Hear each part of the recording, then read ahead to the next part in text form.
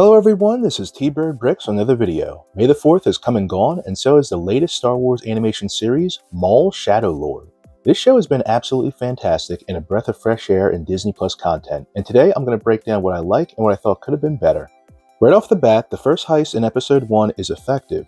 The sequencing is well done, and the escape was pulled off to perfection, showing off what every member of Maul's new crew brings to the table. The animation is also superb. They've gotten so much better since the original movie and show from 2008, which makes sense since that was almost 20 years ago, but the progression is great to see in real time as someone who's watched all of this Clone Wars franchise since I was a kid. I also love Maul's choreography throughout the show. Since his first appearance in Phantom Menace, his fight sequences are extremely intentional. All of his moves are meant to accomplish something specific, even when he's being double-teamed. For example, we see in Episode 4 when he duels the Jedi, he kicks Master Daki repeatedly while only force-pushing Devin away. He clearly wants to kill Daki, yet spared Devin to try to push her into being his apprentice. Another example is when he fights both Night Brothers by himself, he's actually genuinely holding them off so Devin and the others can get away. Another thing I love about this series is how well it improved Maul's character. For the longest time, Maul's motivation only showed how stagnant his character is. He's all about revenge, and there's nothing inherently wrong with that, but this Clone Wars iteration of Maul has existed for over a decade, and we haven't seen any discernible growth.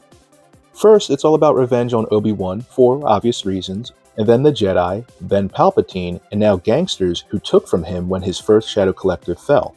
But now in this show, we see a new layer of pathos. In Episode 8, we see Maul seeing and reliving the trauma Palpatine dealt to him. He lost his home, his family, his world. And in this episode, we actually see him forgive his younger self and even promise that he won't allow Palpatine repeat his actions to others. And that moment actually made me pause. I actually rewatched that part to really take it in. This was an amazing development for Maul's character. For so long, we see him as a character obsessed with revenge and a quiet grip of power across the galaxy. But in this moment, we finally see the why of Maul's behavior and his goals. I think this scene is far more powerful than we think on the surface and shows us an immense turn in how we see Maul not just as a villain, but as a person. One last thing I can appreciate about this show is that, with the obvious exception of Maul, and a certain someone, all of the characters in this series are new. Sure, maybe some of them have been in comics or other media, but as far as TV and movies are concerned, it's a brand new cast and crew. And I think that was a really smart move by the writers of this show. We've seen other Star Wars shows where familiar characters show up and it feels empty, almost like just a hit of nostalgia bait. But in this show, we get a new group of characters which helps the galaxy grow as opposed to shrink. Captain Lawson is great, we see how he's suffering for his work and how it's affecting his family and friendships. Two Boots is an awesome droid, he goes into danger for his friends and team without question, and Vario is a crafty and scum-like mobster, he's done so well in his role. I would have preferred Captain Lawson surviving in the end and actually Two Boots sacrificing himself instead, since it was his fault the Empire pulled up in the first place, but I do understand why it had to be done. Both Lawson and Jedi Master Daki are just there to be sacrifices for Devin and Riley to feel pain and to grow, which is understandable. Another thing I didn't quite like about the series is that Captain Lawson's police force is just stupidly incompetent. In Episode 1, they get completely owned in their own headquarters by Maul. Then in Episode 4, they storm Maul's hideout but go in mostly in one large group and backup arrives hella late. Captain Lawson and his team perform so badly in the first act of the show, it's almost like the writers couldn't come up with anything else. Why are the police so ineffective? Oh, well, it's because the writers need to show how menacing Maul is. Why do they just rush in with no backup and almost have no one in the high ground? Oh, well, it's because the writers need Lawson to fail so the Empire can finally storm in and we get to see the Night Brothers and a certain Sith Lord. They just need them to fail just to move parts of the story along, which I think is just lazy.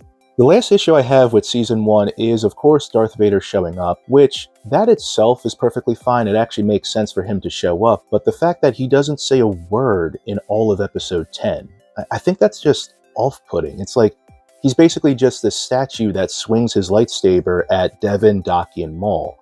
It just seems weird to me, like, you're Palpatine's new apprentice, and you're trying to hunt down and kill his old apprentice.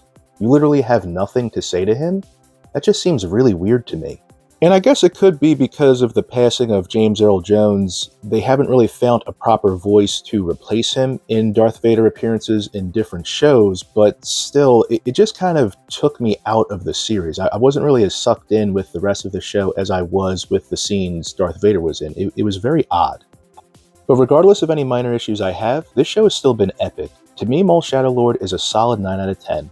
The character development is compelling, the fight sequences are fun, and the show overall has a great pace and flow. The first season just ended and I can already see myself rewatching it. This show has been consistently #1 on Disney Plus for weeks, by the way, and as of this recording, a second season has been confirmed to be in development, which makes sense considering the way Season 1 ended. Season 1 may be over, but we're just getting started. And with the way Star Wars content has been lately, Maul may have to get a metal spine to go with his metal legs to better support him carrying this franchise. But that's just my opinion. Let me know what you think of Maul Shadow Lord in the comments, and of course, what you're looking forward to seeing in Season 2. Be sure to like the video, subscribe, and as always, have a wonderful day.